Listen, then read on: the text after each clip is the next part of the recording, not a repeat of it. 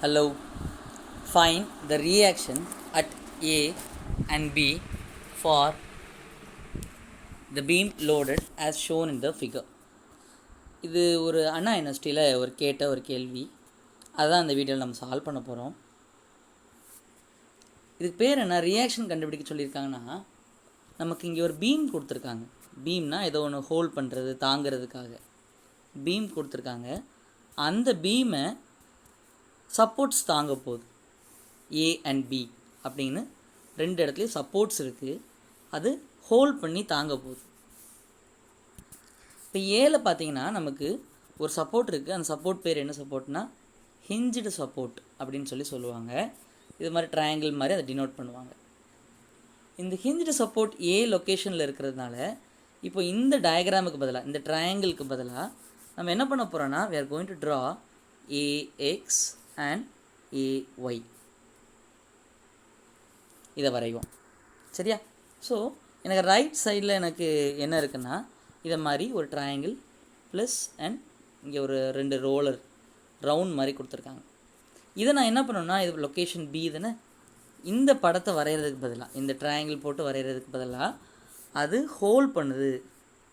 Only vertical force, Y force இருக்கிறத மாதிரி வரைஞ்சால் போதும்.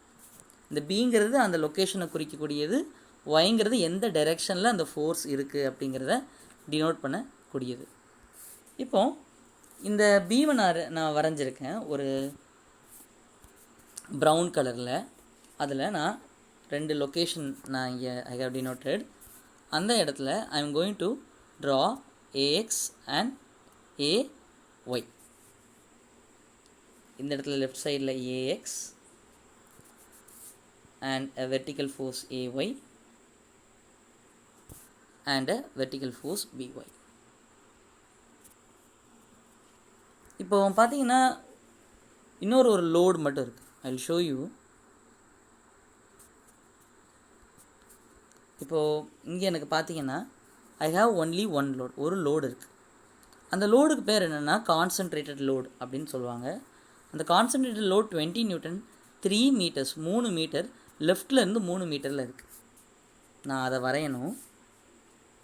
ஸோ எனக்கு மொத்த பீமோட span, length of the beam என்னென்னா, எனக்கு total length of the beam between the two supports is 12 meter. 3 + 6 meter, 12 meter. So 12 meter. அதை நான் என்ன பண்ணிக்கிறேன், I am going to split up into 3 equal கேப்ஸாக நான் ஸ்ப்ளிட் பண்ணிக்கிறேன். It's 3 metre and it is 6 meter. Okay, now ஒரு red கலரில் I will show it. This is 3 meter. அப்புறம் so I have an external load. வெளியிலேருந்து ஒரு load இருக்குது. அந்த லோடு எவ்வளவு, எனக்கு அதை நான் கீழ் நோக்கி வரைகிறேன். drawing towards the minus y direction. 20 units kilo Newton. இந்த இடத்துல பார்த்தீங்கன்னா ஐ ஹாவ் அ லோடு. இதை மாதிரி ஒரு டிஸ்ட்ரிபியூட்டட் லோடு இருக்குது, பிரிஞ்சு இருக்கக்கூடிய ஒரு லோடு இருக்குது. இதுக்கு பேர் என்னென்னா டிஸ்ட்ரிபியூட்டட் லோட்ஸ் அப்படிம்பாங்க. இந்த distributed load it looks like a triangle மாதிரி இருக்கிறதுனால இந்த டிஸ்ட்ரிபியூட்டட் லோடுக்குன்னு வேறு மாதிரி ஒரு யூனிட் கொடுப்பாங்க. கிலோ நியூட்டன் பர் மீட்டர் அப்படின்னு கொடுப்பாங்க. இந்த distributed load is varying, change ஆகுது. அதனால் இதுக்கு பேர் என்னென்னா யூனிஃபார்ம்லி வேரியிங் லோடு அப்படிம்பாங்க. அதை யூவிஎல் அப்படின்னு கூட ஷார்ட்டில் எழுதுவாங்க, யூனிஃபார்ம்லி வேரியிங் லோடு.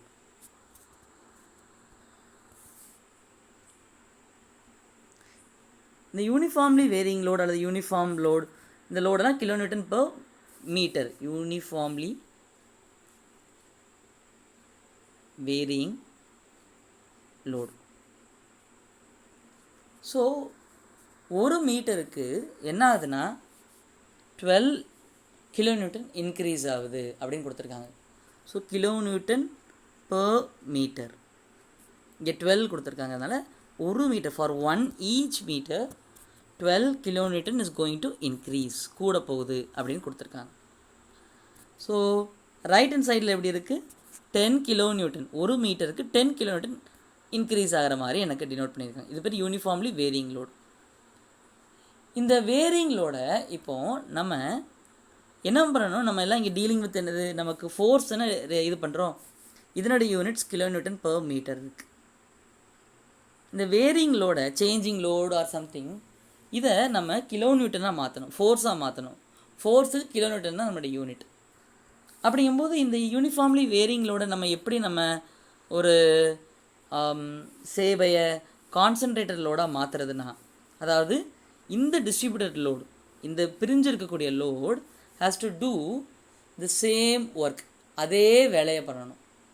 இந்த டிஸ்ட்ரிபியூட்டட் லோடு எந்த லோடோட வேலையை பண்ணணும், இப்போ நம்ம வந்து வேறு ஒரு லோடாக மாற்ற போகிறோம், பாயிண்ட் லோடாக மாற்ற போகிறோம், அதாவது கான்சன்ட்ரேட்டட் லோடாக மாற்ற போகிறோம். இந்த டிஸ்ட்ரிபியூட்டட் லோடு எந்த வேலையை செஞ்சதோ அதே வேலையை என் பாயிண்ட் லோட் பண்ணணும். ஸோ அப்போனா அது லோடாக மாற்றுறது எப்படி? Equivalent loading conversion. இப்போ நம்ம கன்வர்ஷன் பண்ணணும். கன்வெர்ட் பண்ணுறதுக்கு இப்போது நம்ம என்ன பண்ண போகிறோன்னா, இதுக்கு ஹைட் என்ன கொடுத்துருக்காங்கன்னா, இது நம்ம ஹைட் மாதிரி கன்சிடர் பண்ணிக்க போகிறோம். இங்கே பார்த்தீங்கன்னா பேஸ், இதை நான் பேஸ் அப்படின்னு எடுத்துக்கிறேன். So equivalent load conversion, equivalent ஒரே மாதிரி வேலை செய்யணும். லோட் கன்வர்ஷன் என்னென்னா half times base times height. இப்போ நான் என்ன பண்ணுறேன், எனக்கு இங்கே வந்து பேஸ் இருக்கும் பொழுது பொதுவாக எனக்கு இந்த லெஃப்ட் சைடு லோடு இருக்குல்ல, left side load distributed load இருக்கா. So I have a triangle like this. அந்த distributed load is going to be spread. இந்த டிஸ்ட்ரிபியூட்டட் லோடு எவ்வளோ தூரம் ஸ்ப்ரெட் ஆகிருக்கு? 13 meters. 12, இந்த ஹைட் பார்த்தீங்கன்னா it's given 12 kilonewton per meter அப்படிங்கிற இதில் ஸ்ப்ரெட் ஆகிருக்கு. ஓகே, ஸோ இது நான் என்ன பண்ணுறேன், இதில் ஈக்குவலண்ட் லோட், இது இந்த லோட் செஞ்ச வேலையை எந்த இது செய்ய போகுதுன்னா, I am going to half into base எவ்வளோடா 3 meter, ஹைட் எவ்வளவு 12 kilonewton per meter. இப்போ என்ன ஆக போகுது, மீட்டரும் நான் கேன்சல் பண்ணிடலாம். ஸோ 2 கேன்சல் பண்ணால் இட் இஸ் 6. ஸோ இந்த லோடு வேல்யூ எவ்வளோ இருக்க போகுது, 6 into 3 is equal to 18 kilonewton. இப்போ இந்த 18 kilonewton ஒரு லோடாக மாற்றிட்டோம். ஸோ டிஸ்ட்ரிபியூட்டட் லோடை நான் கான்சன்ட்ரேட்டட் லோடாக மாற்றிட்டேன். இப்போ இந்த கான்சன்ட்ரேட்டட் லோடை நான் எங்கே பிளேஸ் பண்ணணும், எந்த இடத்துல வைக்கணும்னா, அதாவது இந்த ஹைட் இருக்குல்ல, அந்த பீக் இருக்குல்ல, இந்த உச்சம் இருக்குல்ல, இந்த மேக்ஸிமம் ஹைட்டில் இருந்து I have to place it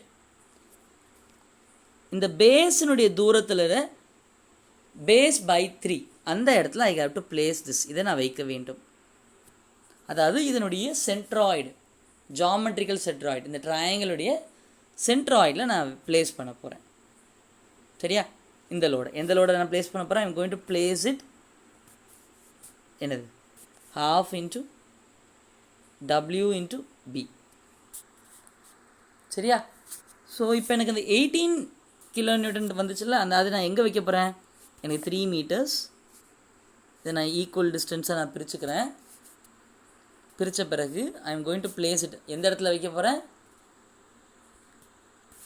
I am going to place 3/3. எங்கடா 3/3னா 1 meter from the maximum height. அதில் நான் என்ன வைக்க போகிறேன், பிளேஸ் பண்ண போகிறேன் 18 kilonewton நான் பிளேஸ் பண்ண போகிறேன்.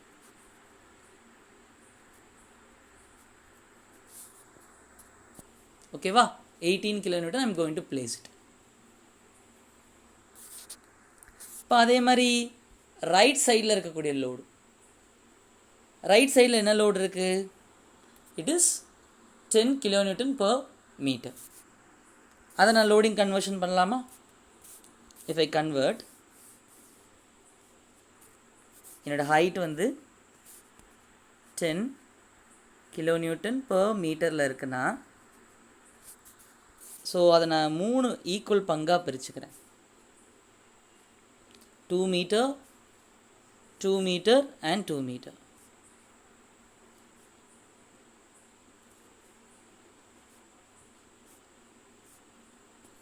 ஸோ லோடிங் கன்வர்ஷன் பண்ணுறதுக்கு நான் என்ன பண்ணணும், ஈஸியாக பண்ணிடலாம். ஹவு ஷுட் ஐ கன்வெர்ட், அந்த டிஸ்ட்ரிபியூட்டட் லோட் செய்த அதே வேலை. So 10 units of kilonewton meter per meter multiplied with 6 meter. நான் லோடை கேன்சல் பண்ணால் நான் யூனிட்ஸ்லாம் ஸ்கொயர் ப்ராக்கெட்டில் இதை மாதிரி போட்டு எழுதுகிறேன் என்ன.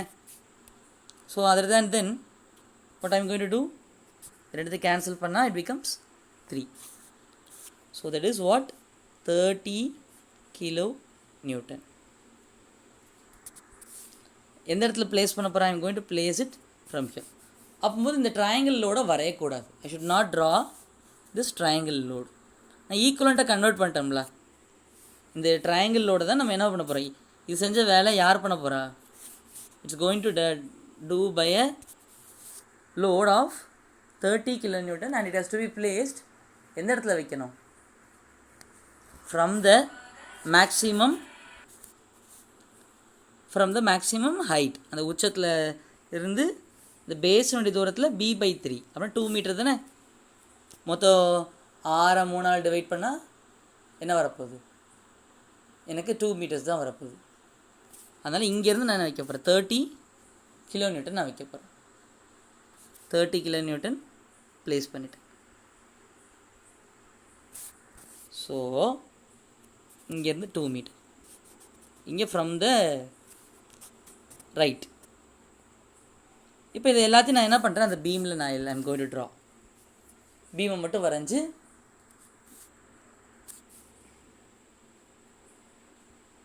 வரைஞ்சிருக்கோம்ல, அதில் நான் வைக்க போகிறேன். இப்போ எனக்கு இந்த லோடை எங்கே வைக்கணும், ஃப்ரம் த ரைட் ஹேண்ட். சரியா, ஃப்ரம் த ரைட் ஹேண்ட் 2 மீட்டர்ஸில் நான் ஹேவ் டு பிளேஸ். ஸோ எனக்கு மொத்த பீமோட லென்த் இஸ், நான் அங்கேயும் நான் ஈக்குவல் டிஸ்டன்ஸில் நான் பிரிச்சுக்கிட்டு நான் 2 மீட்டர்ஸில் what I'm going to place 30 kilonewton நான் அதில் வைக்க போகிறேன்.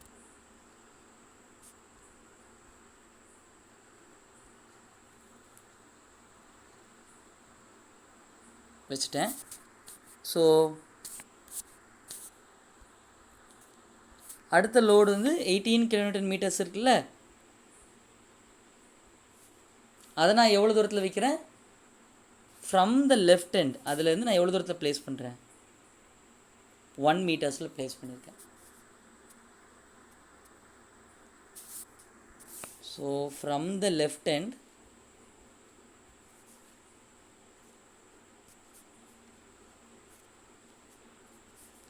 $18 kilonewton.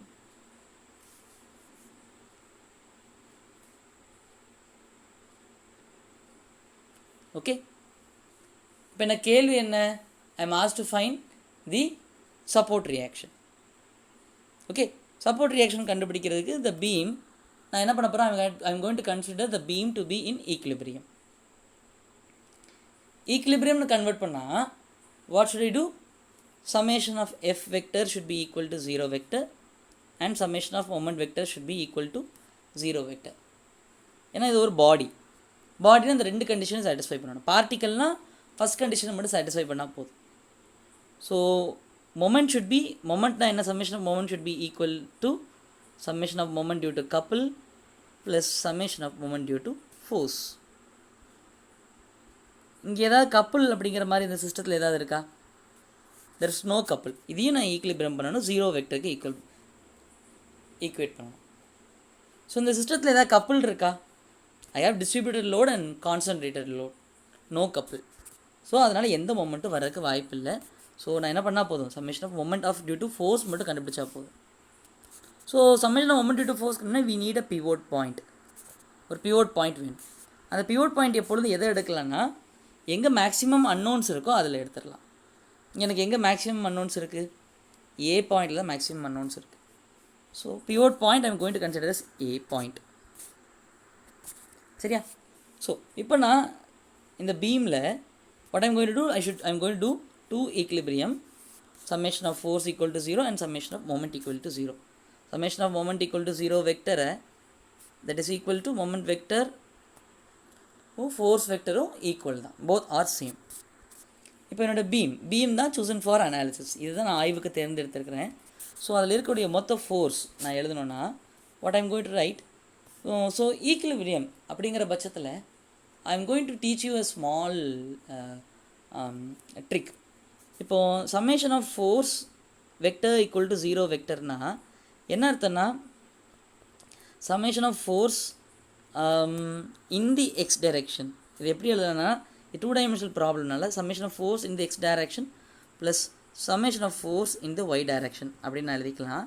That is equal to என்னென்னா 0 i cap plus 0 j cap அப்படின்னு நான் எழுதிக்கலாம். தட் மீன்ஸ் என்னென்னா, இப்போ காம்பனன்ட்ஸை ஈக்குவேட் பண்ணிக்கலாம். போத் சைட்ஸ் காம்பனண்ட் ஈக்குவேட் பண்ணும் பொழுது summation of force in the x direction equal to 0 and summation of force in the y direction equal to 0. இந்த summation of force in the x direction equal to 0 அப்படிங்கிறது என்னன்னா, it means left hand side force is equal to right hand side force. the left hand side forceம் right hand side forceம் balance ஆயிடுச்சு அப்படின்னு அர்த்தம். summation of force in the y direction equal to 0னா மேலே போகிற ஃபோர்ஸும் கீழே போகிற ஃபோர்ஸும் ஈக்குவல் ஆயிடுச்சு. ஓகே, ஸோ இப்போ நான் எழுதும் பொழுது இப்போ இந்த பீமை பார்த்தீங்கன்னா left side force equal to right side force எழுதலாமா? What are the left side force? எதில் லெஃப்ட் சைட் ஃபோர்ஸ் இருக்குது உங்களுக்கு? AX equal to 0. Is there any right side force? No, இல்லை. ஸோ இப்போ நான் என்ன பண்ணிக்கலாம், when I cap is equal to, நீங்கள் ஸ்டெப் பை ஸ்டெப்பாக பண்ணாலும் you'll get the same thing. I cap is equal to AX is equal to 0. Is it okay? AX equal to 0. இப்போ J cap is equal to என்ன? இது ஈக்குலிபிரியத்துக்கு மட்டும்தான் பயன்படுத்தணும், ரொம்ப முக்கியம், சரியா? So J cap is equal to மேலே போகிற ஃபோர்ஸ் ஈக்குவல் டு கீழே போகிற force for the structure to been equilibrium. Force equilibrium இந்த வார்த்தையை நல்லா முக்கியமாக கவனிச்சுக்கணும்.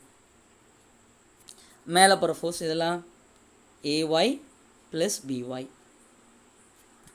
அப்படி தானே? மேலே போகிற ஃபோர்ஸ்லாம் AY அண்ட் BY, இந்த ரெண்டு ஃபோர்ஸும் மேலே போகிற ஃபோர்ஸ். கீழே வர ஃபோர்ஸ் என்னெல்லாம் இருக்குது? 18 kN, 20 kN and 30 kN. So I right it. எப்படி எழுதலாம்? 18 ப்ளஸ் 20 ப்ளஸ் 30. 18 ப்ளஸ் 20 ப்ளஸ் 30 என்னடா? 68 இந்த யூனிட்ஸ் ஆஃப் கிலோ நியூட்டன்.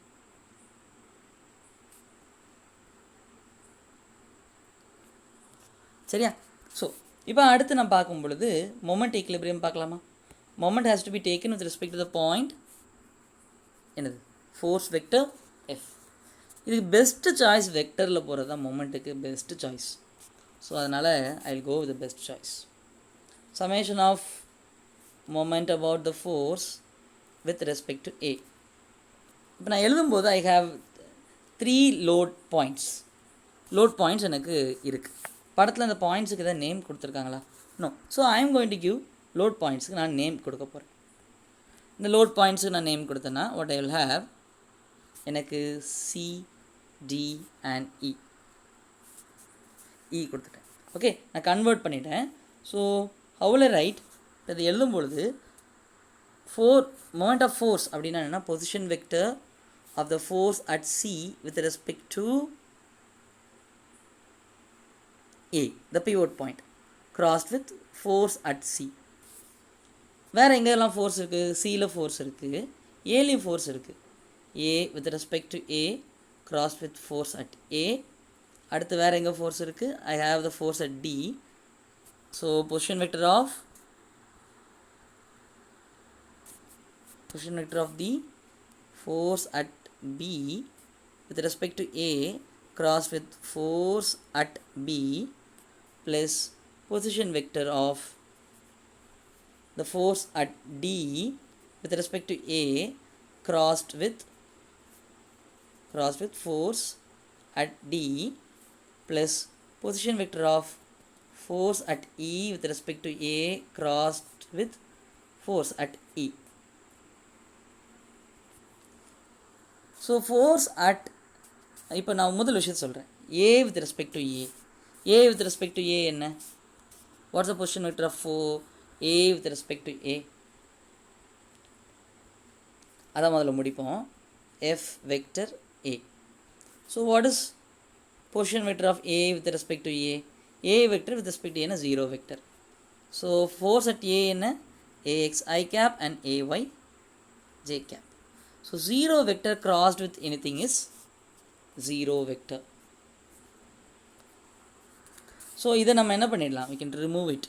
இது தேவையற்ற information. So but you have to know why we are removing it. அதுக்காக we wrote it.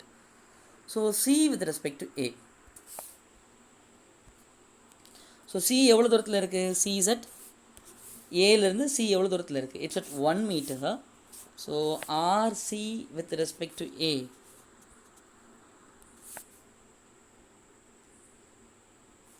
crossed with force at C. RC with respect to A என்ன 1 meter I cap crossed with force எவ்வளவு 18 kilonewton acting in the negative J hat direction. So இது plus x axis, இது plus y axis. அப்படி நம்ம எடுத்துக்கணும். 18 kilonewton எந்த டைரக்ஷனில் act ஆகுது, minus 18 kilonewton J cap.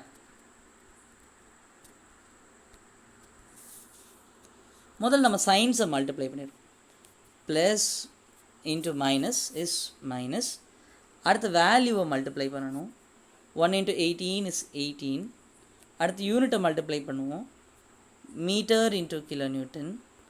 அடுத்து யார் இருக்காங்கன்னா i cross j. So i cross j என்ன, k cap. So minus 18 meter kilonewton K cap. இப்போ அடுத்து யார் இருக்கா, D. RD with respect to A எனக்கு எவ்வளோ தூரத்தில் இருக்குது, 3 மீட்டர்ஸில் இருக்குது. 3 meters I cap. எவ்வளோ loading, minus 20 kilonewton negative y திசையில் இருக்குது. So minus 20 kilonewton J cap downward டைரக்ஷனில் இருக்குது. So plus into minus is minus. அடுத்த வேல்யூ 60. அடுத்த unit minus meter into kilonewton I cross J K. சரியா? ஸோ அடுத்து RE with respect to A. RE with respect to A பார்க்கும் பொழுது எனக்கு எவ்வளோ தூரம் தள்ளி இருக்குது, ஸோ இது 3, இது 3 and then 4 3 6 7 8.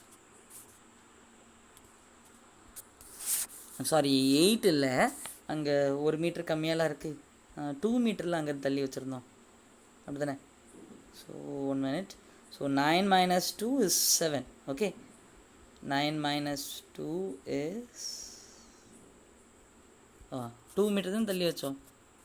எஸ், அப்படின்னா 7ல் வச்சுருப்போம். டோட்டல் லென்த் வந்து 9 தானடா, ஸோ 7ல் வச்சுருப்போம்.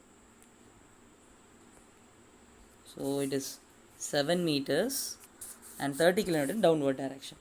ஸோ இந்த ஸ்டெப்பை நீங்கள் பண்ணிடுவீங்க. என்ன வந்திருக்கணும், minus 210 meter kilonewton K cap. எழுதியாச்சா? ஸோ லாஸ்ட் என்ன இருக்குது எனக்கு,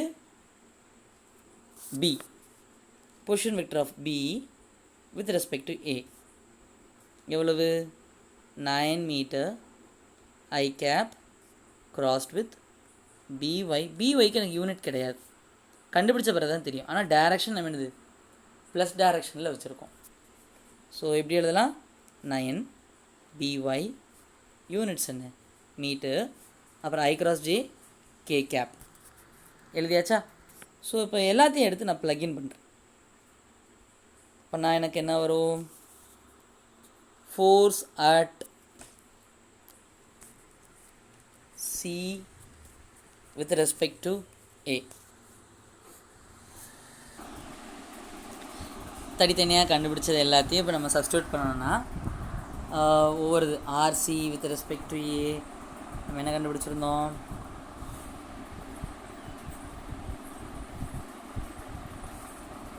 minus 18 meter kilonewton K cap இருந்துச்சா. அதை மாதிரி ஒவ்வொன்றையும் கண்டுபிடிச்சதை எடுத்து நம்ம இப்போ என்ன பண்ண போகிறோம், ப்ளக்இன் பண்ண போகிறோம். அதில் எடுத்து ப்ளக்இன் பண்ணிட்டா நமக்கு அடுத்து கிடைக்க போகிறது -18 k cap -16 k cap -220 k cap. இதுலேருந்து நம்ம பொதுவாக நம்ம என்ன பண்ணலாம், இது எல்லாத்துக்கும் மொத்தமாக யூனிட் என்ன, மீட்டர் கிலோமீட்டர்னு எழுதலாம் அல்லது கிலோமீட்டர் மீட்டர், ரெண்டுமே எழுதலாம், ரெண்டுமே கரெக்டு தான். சரியா? அதுக்கு பிறகு BY என்ன இருக்குது, இங்கே யூனிட் என்ன இருக்கும், மீட்டர்ஸ் இருக்கும். இது நமக்கு அன்னோன் தானே, தெரியாதல்ல. ஸோ லெஃப்ட் சைடில் ஈக்லிபிரியம் அப்ளை பண்ணும்போது 0 வெக்டர் அப்ளை பண்ணியாச்சு. இப்போ கே கேப்பை ரெண்டு பக்கத்துலையும் ஈக்குவேட் பண்ணால் என்ன இருக்குது எனக்கு, ஸோ 0 வெக்டரில் என்ன இருக்க போது, 0 மட்டும்தான் இருக்கும். அதர்ஸ்லாம் எனக்கு -18 -60 -20 இது எல்லாத்தையும் ஆட் பண்ணால் எனக்கு என்ன வரும், -288 மீட்டர் கிலோநியூட்டன் கே கேப் அப்படி தானடா இருக்கும். சரியா? ப்ளஸ் இந்த BY இன்ட்டு இந்த இருக்குல்ல, இந்த இது எழுதிடுவோம். இந்த ஒரு ஸ்டெப் மட்டும் நான் ஸ்கிப் பண்ணுறேன். ஸ்கிப் பண்ணால் எனக்கு என்ன வரும், so this is going to be there. Okay, so இப்போது -288 அந்த பக்கம் எடுத்துகிட்டு வந்தால், அதை ஸ்கிப் பண்ணல, நான் எழுதிட்டேன், அடுத்த பக்கத்தில் நான் எழுதிட்டேன், ஏற்கனவே எழுதி வச்சுட்டேன். 288 kilonewton multiplied with meter divided is equal to BY into 9 units of meter. இப்போ என்ன ஆகும், மீட்டர் நம்ம கேன்சல் அவுட் பண்ணிடலாமா, கேன்சல் அவுட் பண்ணிட்டா BY is equal to 288 divided by 9 என்ன ஆன்சர் வரும், 32 யூனிட் என்ன, கிலோ நியூட்டன். ஓகே, ஸோ இந்த 32 கிலோ நியூட்டன் எடுத்து நம்ம AY ப்ளஸ் BY இந்த இதில் நம்ம சப்ஸ்டியூட் பண்ணோன்னா, so AY plus 32 is equal to 68. AY is equal to 68 minus 32 is 36. இப்போ நம்ம கண்டுபிடிச்சாச்சு AY and BY, we got it. So எந்த சைன் சேஞ்சுமே இல்லை, அதே டைரக்ஷனில் நம்ம அந்த படத்தை மறுபடியும் ரீட்ரா பண்ணிவிட்டு வில் ரீட்ரா த சேம் ஃபிகர். அந்த படத்தை வரைஞ்சிருங்க. வரைஞ்சிட்டு what we are going to do, AXக்கு பதிலாக 0, there is no horizontal force. AYக்கும் BYக்கு பதிலாக அந்த வேல்யூ எடுத்து ப்ளக்இன் பண்ணி எழுதிட வேண்டியதான். ஸோ AY என்னடா 36 kilo Newton and 32 kilo newton. சரியா? ஏதாவது டவுட்ஸ் இருந்தால் கமெண்ட்டில் சொல்லுங்கள், அடுத்து ஒரு வீடியோவில் நம்ம பார்க்கலாம். Thank you and see you in the next video. நன்றி.